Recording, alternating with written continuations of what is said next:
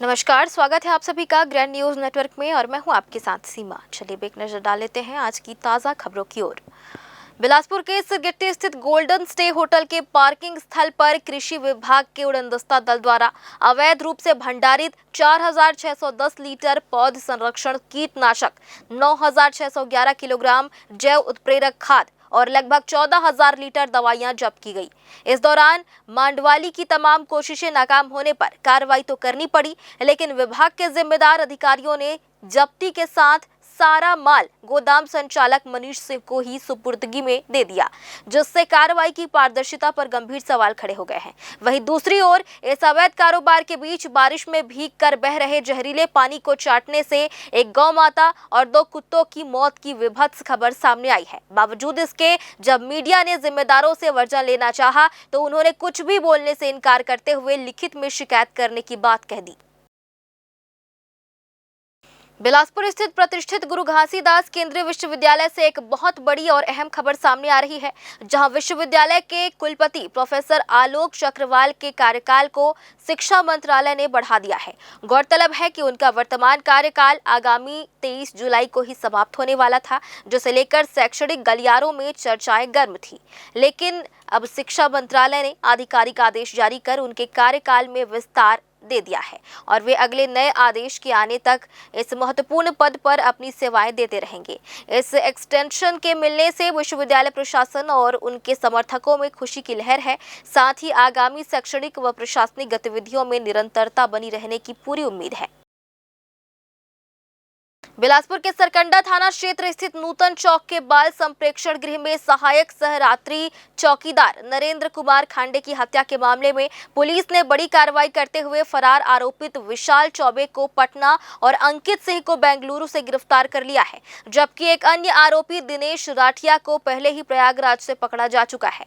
11-12 जुलाई 2024 की दरमियानी रात संप्रेक्षण गृह में बंदियों द्वारा चौकीदार के हाथ पैर बांधकर गला घोंटकर और बेरहमी से मारपीट कर इस सनसनीखेज वारदात को अंजाम दिया गया था। एसएसपी रजनीश सिंह ने बताया कि तकनीकी साक्ष्यों और मुखबिर की सूचना के आधार पर अन्य राज्यों में भेजी गई पुलिस टीमों ने यह सफलता हासिल की है और अब केवल चौथे अंतिम फरार आरोपी की तलाश जारी है, जिसकी गिरफ्तारी के बाद पुलिस पूरे मामले का विस्तार से खुलासा कर सकती है। बाल संप्रेक्षण गृह में जो वहाँ पे 4 अपचारी बालक थे जो हत्या करके घटना दिनांक से फरार हो गए थे, इसमें हमारी पुलिस की 4 टीमें लगी हुई थी जो बिहार, यूपी और रायगढ़, कोरबा और यहाँ बेंगलोर तक भेजी गई थी। वर्तमान में इनमें से 3 आरोपियों को गिरफ्तार कर लिया गया है। एक व्यक्ति अभी भी फरार है, जिसके लिए हमारी टीम लगी हुई है, शीघ्र उसे भी गिरफ्तार कर लिया जाएगा। हमारी टीम लगातार इसमें अलग अलग प्रदेशों में, बिहार में, यूपी में और बेंगलोर में लगी हुई थी। वहाँ पे पतासाजी के आधार पर उनको गिरफ्तार किया गया। सावन महीने में बाबा वैद्यनाथ धाम जाने वाले श्रद्धालुओं के लिए रेलवे ने बड़ी सौगात दी है। श्रावणी मेले के दौरान यात्रियों की बढ़ती भीड़ को देखते हुए दक्षिण पूर्व मध्य रेलवे 1 अगस्त से 30 अगस्त तक इतवारी मधुपुर श्रावणी मेला साप्ताहिक स्पेशल ट्रेन का संचालन करेगा।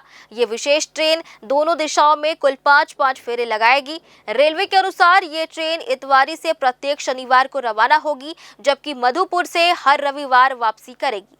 ट्रेन का ठहराव बिलासपुर, चांपा, रायगढ़, बेलपहाड़, ब्रजराजनगर, रायपुर, दुर्ग, राजनांदगांव और भाटापारा सहित कई प्रमुख स्टेशनों पर रहेगी, जिससे छत्तीसगढ़ और आसपास के राज्यों के श्रद्धालुओं को बाबा धाम तक सीधी और सुविधाजनक यात्रा का विकल्प मिलेगा।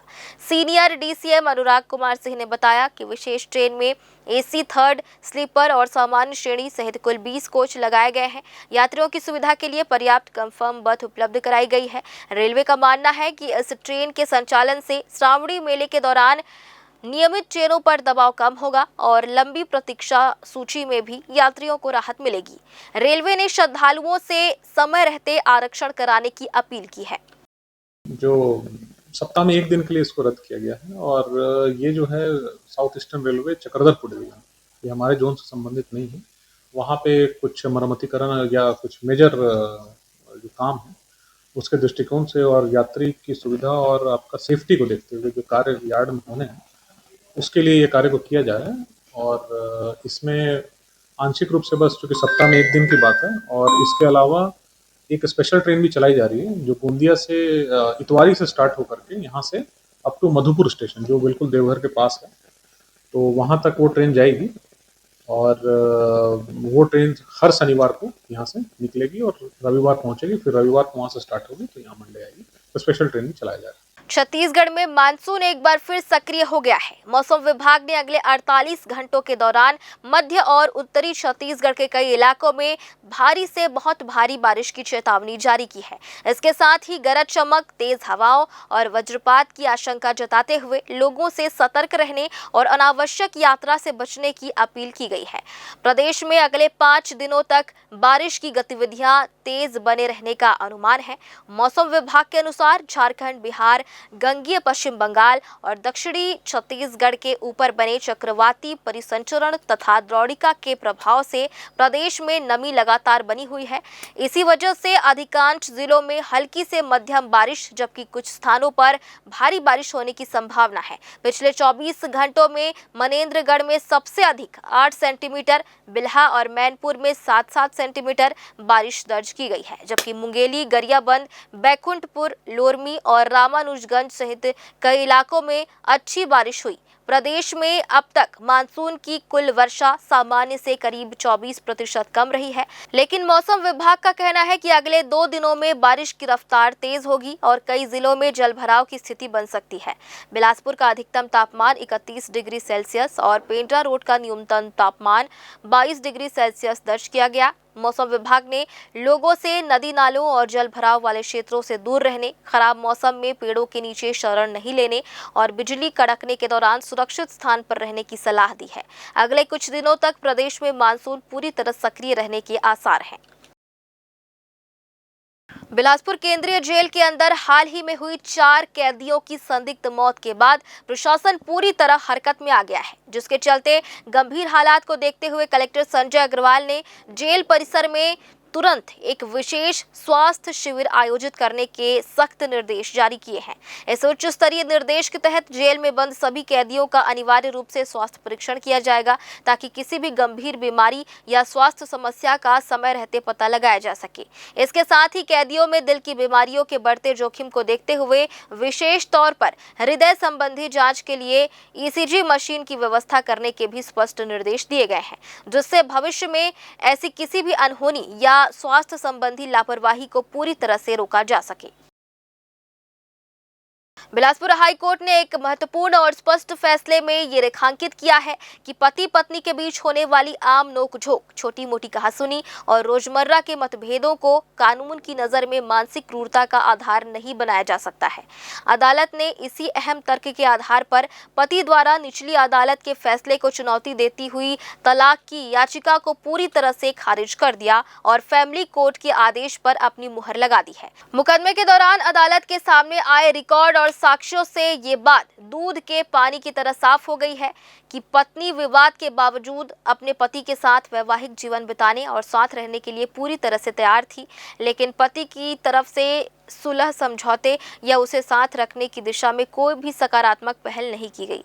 हाईकोर्ट ने अपने फैसले में ये भी जोड़ा कि चूंकि पत्नी के आचरण या व्यवहार में ऐसा कोई भी गंभीर कृत्य साबित नहीं हो पाया जिससे पति को कोई असहनीय मानसिक यातना या क्रूरता झेलनी पड़ी हो, इसलिए पति को कानून के तहत तलाक जैसी बड़ी राहत दिया जाना न्याय संगत नहीं है। बिलासपुर हाई कोर्ट ने सड़कों पर घूम रहे आवारा मवेशियों की वजह से लगातार हो रहे भीषण हादसों और मौतों पर गहरी नाराजगी जाहिर करते हुए राज्य शासन, NHAI और अन्य संबंधित विभागों को कड़ी फटकार लगाई है। कोर्ट ने तल्ख टिप्पणी करते हुए तीखे अंदाज में पूछा कि क्या पुलिस का काम सिर्फ सड़कों से गाय हाँकना रह गया है। अदालत ने यह भी संज्ञान लिया कि मवेशियों और अवैध पार्किंग के कारण शहर व हाईवे की सड़कें मौत का डेथ जोन बनती जा रही हैं, लेकिन इसके बावजूद नियमों के मुताबिक हर महीने बुलाई जाने वाली सड़क सुरक्षा समिति की बैठकें नियमित रूप से आयोजित नहीं की जा रही हैं। इस मामले की गंभीरता को देखते हुए हाईकोर्ट ने सरकार, राष्ट्रीय राजमार्ग प्राधिकरण और तमाम जिम्मेदार विभागों से शपथ पत्र के माध्यम से विस्तृत जवाब तलब किया है। और फिलहाल आज की ताजा खबरों में बस इतना ही। आगे भी खबरें जारी रहेंगी। बने रहिए ग्रैंड न्यूज नेटवर्क के साथ।